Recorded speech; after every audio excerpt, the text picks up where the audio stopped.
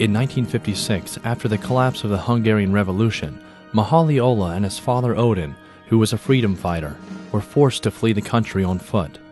Their 139-mile trek to Vienna took 4 days.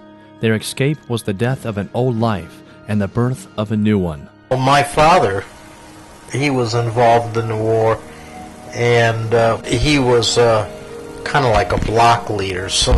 He was in charge of a group of men. The city was bitter cold, perched on the edge of a knife. They were out after curfew and the Russians were shooting on sight. Darkened doorways and alleys kept them safe. Russians rained death and destruction wherever they went. They aimed to kill and struck down any and all who opposed them. Well, the Russians came in with the troops and the tanks, and the revolutionaries, they were hiding in the alleys and were, it was just, hit and run tactics for the revolutionaries because you couldn't take a tank head on. The fighting was fierce and bloody. Mihaly's father was a freedom fighter.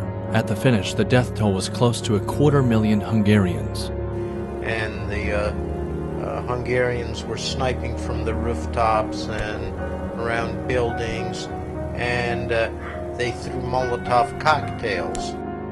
Armored parades rumbled past the street-level windows in an endless procession. Well, when the Russians started coming back into the city again with their troops and their heavy armor, my mother and I and the people that lived in our building, we all hid in the basement, and we covered up the windows with mattresses, and we just were hiding in the basement waiting for everything to be over with. Some folks would go upstairs and they'd forage for food and they'd bring it back downstairs in the basement. The only time we went upstairs during that time was just to get food and water, but eventually, we left the basement. They walked through a stranded city with barely familiar streets. The food situation wasn't much better at his grandparents' home. They couldn't feed them both. Mihaly's mother left him in the care while she went to her parents' house. He watched his mother tramp through the snow, her calves flexing like fists until she was out of sight. He never saw her again. I went to my grandmother's house, and there was, a lot of people there already. My grandmother had 16 kids. One of my aunts had to go out and get more food, and she was the one that went out to the bakery, and the Russians would open the stores for a few hours a day, and while she was standing in line, the Russians gunned down the people in the line. A neighbor came and told my grandmother what happened and what they were doing with the bodies. And when my grandmother found out, she collapsed and went into hysteria. And my father had to sneak out of the house and go up to where they had the bodies, and he climbed into the back of the truck and pulled her frozen body out of the mass of bodies that were stacked there. The bodies were caked with frozen blood. Their hardened clothes crackled as he searched through the stiffened corpses for his sister. She was wrapped in a sheet and brought home to grandmother. Well, he told her he loved her, and then she was still shook up over the death of her daughter, so he stayed with her until she fell asleep, and then he told her that he had to go, he couldn't stay, and picked me up, and we took off into the night, and we started our journey that lasted about 3 days. Russians had already been to grandmother's house searching for him. They hid during the day and marched through the night. As they waded through the frontier, he noticed covered mounds on the ground. The mounds were bodies of other refugees, either shot by Russians or killed by the weather. Well, the Russians were hunting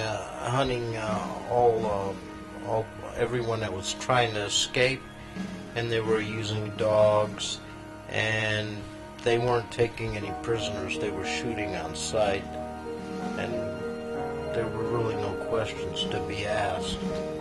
If they saw you, they shot you. The cross-country march was a slow, agonizing progression of ice and white powder. The air was alternately cold, heavy, wet, and icy.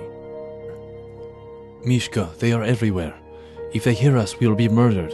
Mihaly fell silent as the meaning of his words sank in. Until that moment, he had no idea what death was, or that it was possible that he or they could die. But the intensity of his appeal and his primal fear cut through him.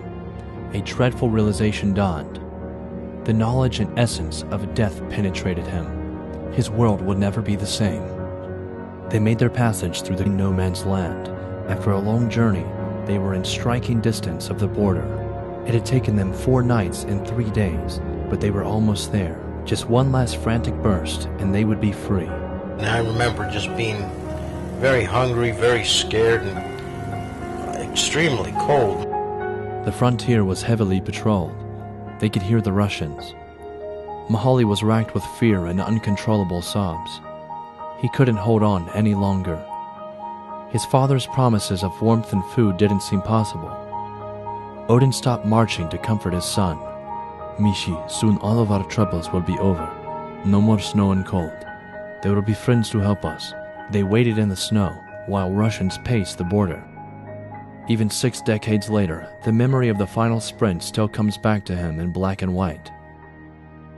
And as we got closer to the border, he put me down on the snowbank and told me that I had to be quiet because there was more and more Russians the closer we got to the border.